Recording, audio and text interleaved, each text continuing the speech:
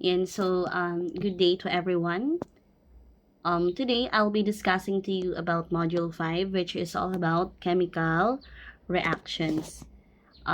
This video is really intended for a synchronous learning discussion so that you can open the video anytime you wanted to and anywhere you wanted to.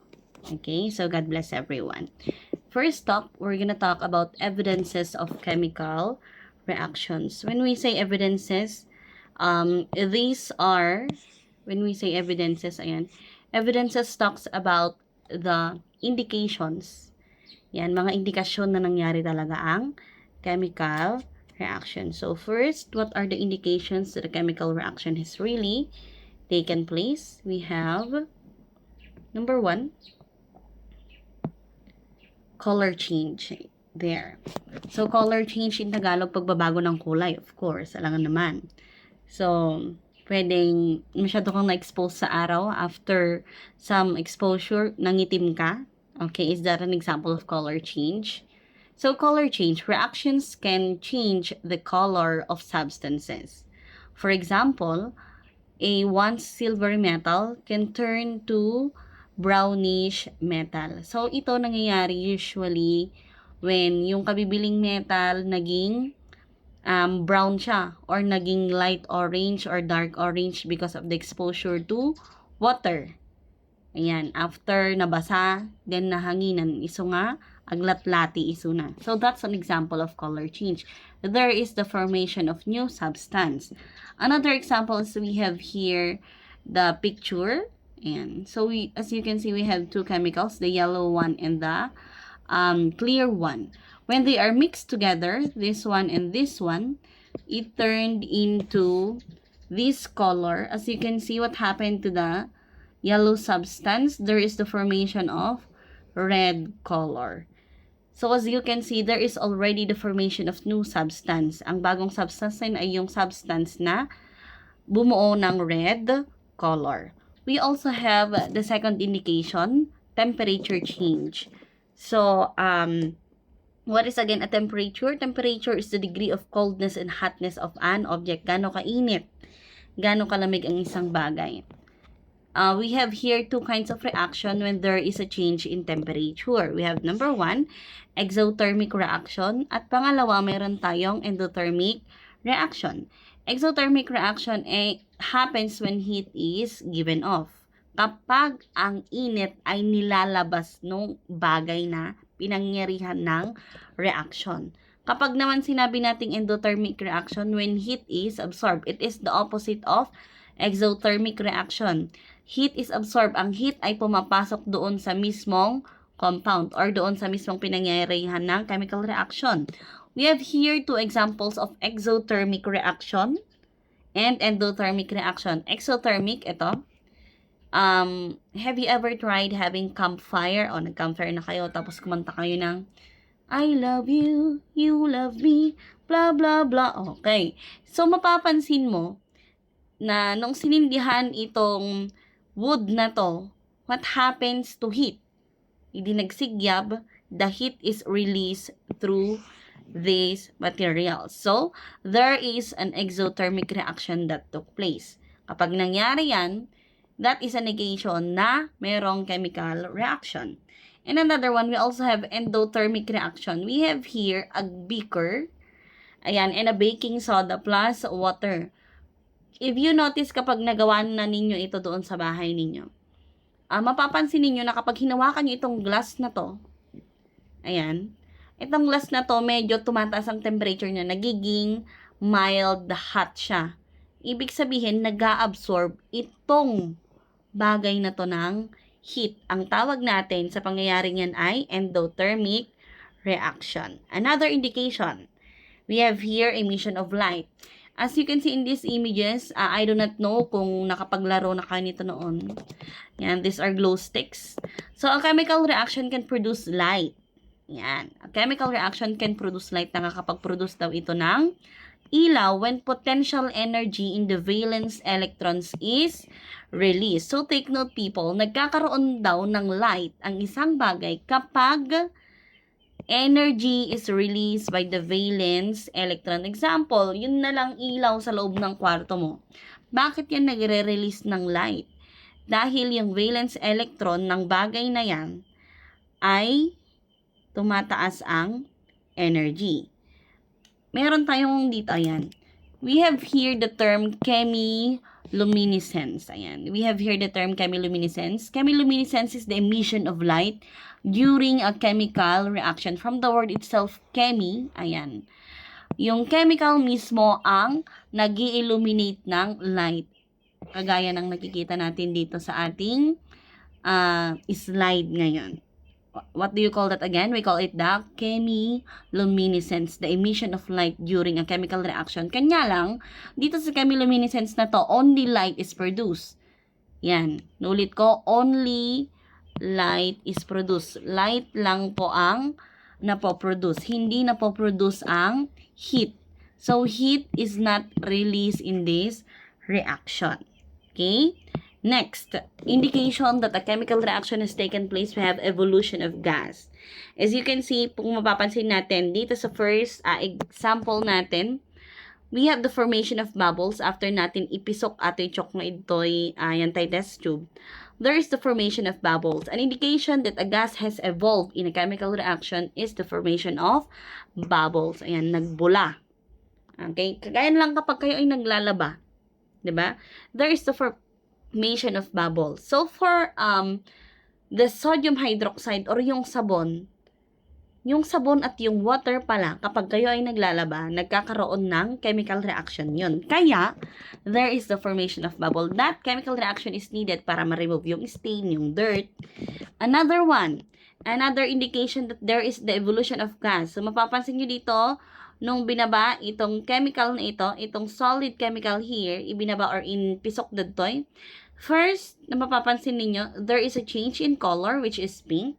And after some time, there is the formation of smoke. Yan. A formation of smoke is an indication that there is evolution of gas. No nagasok, of course, there's a formation of gas.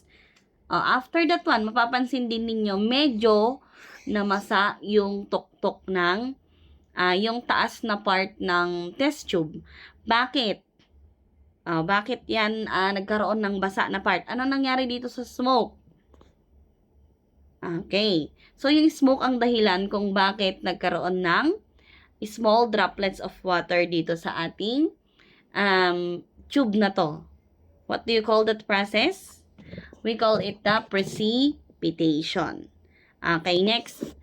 Ito naman, we have here the term precipitation. Some chemical reactions result in the formation of solid. Ayan, formation of solid insoluble substance called precipitate. Ang tawag daw natin sa medyo matigas-tigas na substance, kung mapapansin niyo dito sa ating example, we have here the lead precipitate. Ang tawag natin dito sa solid precipitate na to ay lead precipitate in a liquid medium. Another example of this ay kapag kayo ay, do you drink gatas? Yan, nagagatas ba kayo? Kung may time ba na napabayaan nyo yung gatas nyo and then yung gatas na panis, kung mapapansin niyo ano yung nabubuo sa tuktok ng gatas na yan. If you notice yung gatas na yan, meron siyang parang curd nandun sa tuktok niya. Yellowish substance siya, pero solid. Ang tawag natin doon ay precipitate. Okay? Next, last, actually, we have change in voltage. So, voltage may include change in a reacting medium because of the movement of electrons to and from the reacting substance. We have here a bulb. As you notice, when the bulb is exposed to copper sulfate, ano nangyari sa bulb? Naglight yung bulb. Kapag mapapansin ninyo that there is the production of light, therefore there is the change in voltage. When you switch on the light, in-click mo day switch on, syempre ag silaw day jay, silaw di kwartom or ag off day jay silaw. Therefore there is change in voltage and a chemical reaction has taken place. Let us now move to the definition of chemical reaction. What is a chemical reaction, people? So, chemical reaction is a process in which at least one new substance is produced. Inuulit ko po, napaka-importante sa chemical reaction. Ang sinasabi dito na at least one new substance is produced. Dapat daw merong bago. Okay? There is the formation of new substance as a result of chemical change. So, that is the result of chemical change. The formation or pagkakaroon ng bagong bagay na nabuo. Ngayon naman, let's move to the types of chemical reaction. We have 5 types of chemical reaction. Ayan. First type of chemical reaction, we have the combination reaction. Combination, ano ibig sabihin ng combination? Nagtipon-da.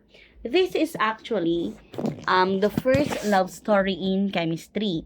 The combination reaction is also known as hashtag my forever. Yan. Hashtag my forever. Okay? Bakit? Mapapansin natin dito sa kanyang general equation, x plus y yields to x, y. So, anong mapapansin ninyo? Ni x kin ni y, handa pa'y agam-am mo dati. But after a chemical reaction, they joined together. Okay, so my forever, nagkatuluyan da. Combination from the word itself, agtipon, combine. We have here examples, calcium plus sulfur yields to CaS or calcium sulfide. Another example, ni N2, ayan, kini 3H2 yields to 2NH3. So, mapapansin ninyo, there are 2 reactants and there's the formation of only one product.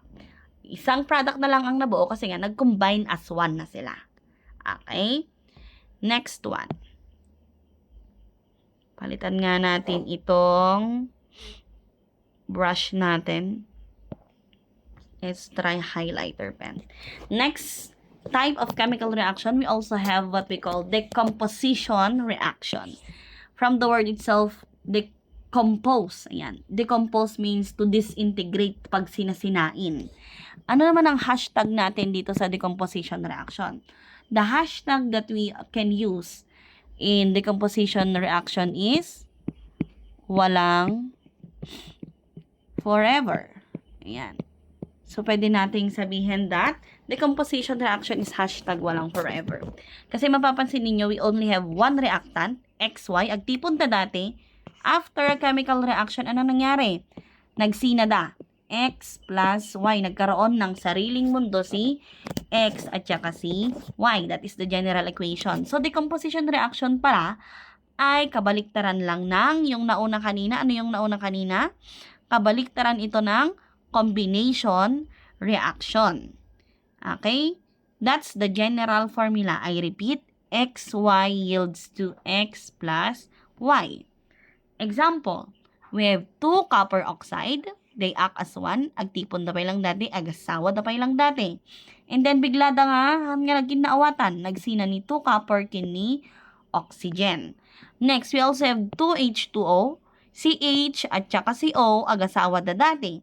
After a chemical reaction, nagsina da. Naging 2H2 and O2. So, how many reactants do we have? We have only one reactant.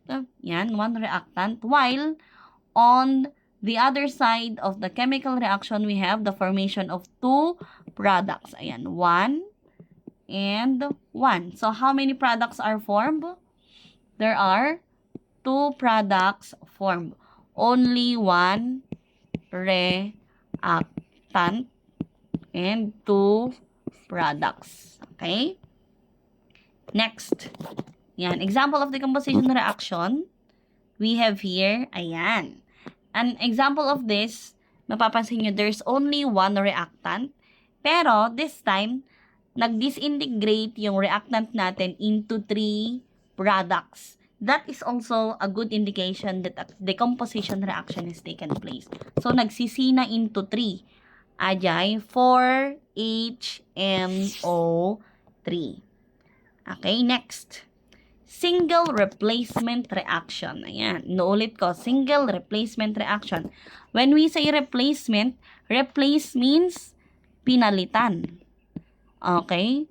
Hashtag pinalitan. Okay, we have the general equation x plus xiyz yields to y plus xz.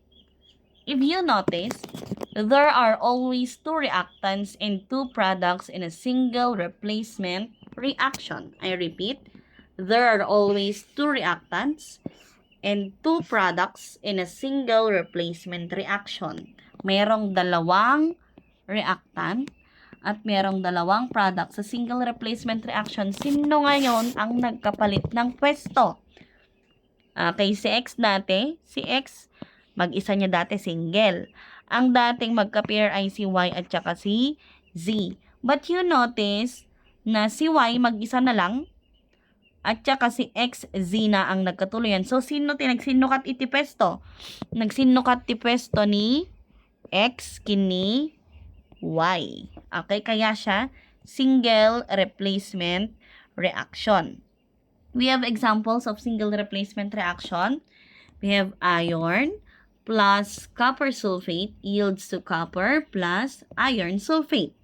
So, sino sa kanila yung dalawang nagpalitan lang ng pwesto? Sino? Ni iron kini copper. Ayan. So, nagpalitan sila ng pwesto.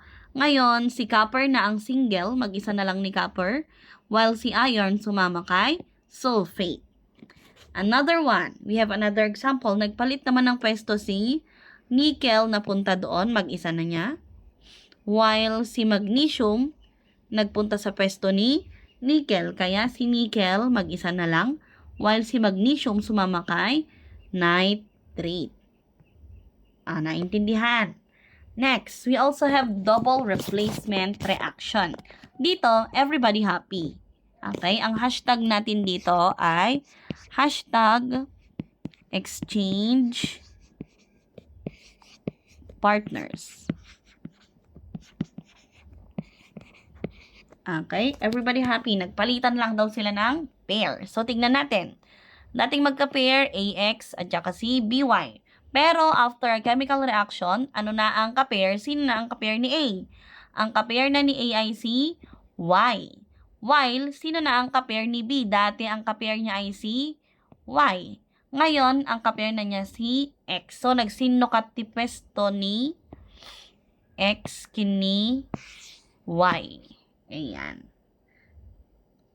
Nag-exchange na lang ti pair. How many compounds are formed? We have two compounds in the reactant side and two compounds also in the product side. But, let's check kung sino yung mga nagpalit na elements. We have silver nitrate at saka sodium chloride. Nagpalit ng place sino? Si silver at saka si nitrate. I'm sorry. Where is our eraser? Erase natin. So, nagpalit ng place C. NO3, ayan. It's nitrate pala. I'm so sorry. It's nitrate and highlighter pen. Nagpalit ng pwesto si Cl at saka si nitrate. So, ang ending, ang ka-pair na ni silver ngayon ay si Cl. Kasi nga si Cl pumunta doon sa pwesto ni nitrate. Ang ka-pair na ngayon ni sodium ay si nitrate kasi pumunta si nitrate doon sa pwesto ni Cl. So, nagsinukat dalaing iti partner. Okay, that is double replacement reaction. Lastly, we have combustion reaction. Class, what is combustion reaction? Indication that a combustion reaction is taken place. Kung mapapansin ninyo, lagi nyong bantayan yung reactant side, this one, and the product side. Lagi nang nabubuo dito, or ang product nila ay carbon dioxide or CO2. Lagi yan. And another product niya, meron tayong tubig or water. Laging merong H2O sa product side. While doon sa kanya namang reactant side, laging meron si CH. Ayan. Hydrocarbon. Any compound that is composed of carbon and hydrogen are called hydrocarbon. Plus oxygen. So we have an example here. We have here our hydrocarbon. Merong carbon at merong hydrogen. C2H2, kaya siya hydrocarbon. Plus 5O2, meron siyang oxygen. It yields to carbon dioxide plus water. So may na-form na carbon dioxide at water.